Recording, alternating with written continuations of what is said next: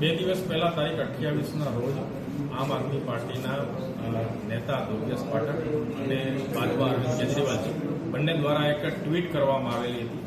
એ ટ્વીટનો હાર્દ એવો હતો કે કોઈ એક નંબર ઉપરથી ગુજરાત પોલીસ અને ખાસ કરીને આઈબીના નામે લોકોને અને આમ આદમી પાર્ટીના કાર્યકર્તાઓને ધમકાવવામાં આવે છે. તમારું વેરિફિકેશન કરવાનું છે, તમે વેરિફિકેશન નહીં કરો તો તમે મુશ્કેલીમાં મુકાઈ જશો વગેરે પ્રકારની ધમકીઓ આપવામાં આવેલી છે. આવી એક ટ્વીટ કરવામાં આવેલી.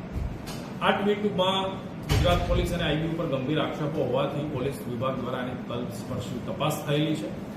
તપાસના અંતે એવું ફલિત થયેલું છે કે આ ફોન જે ટ્વીટમાં જે વાત છે એ કોલ છે એ કરનાર માણસ નીતિન ડોબરિયા આણંદમાં રહે છે. અને નીતિન ડોબરિયાએ આ ફોન આવો કરેલો હતો અને આ કોલ તેણે બરોડા શહેરના આમ આદમી પાર્ટીના પ્રમુખ અશોક ઓઝાના કહેવાથી કરેલો હતો. અશોક ઓઝાની હાજરીમાં જ અશોક ઓઝાના કહેવાથી નીતિન ડોબરિયાએ આ ફોન આમ આદમી પાર્ટીના બીજા એક નેતા જે દિલ્હીથી હાલમાં બરોડા આવેલા છે પાર્ટીના કામ માટે એવા કેશવ ચૌહાણને કરેલો હતો અને એને ધમકાવેલો હતો.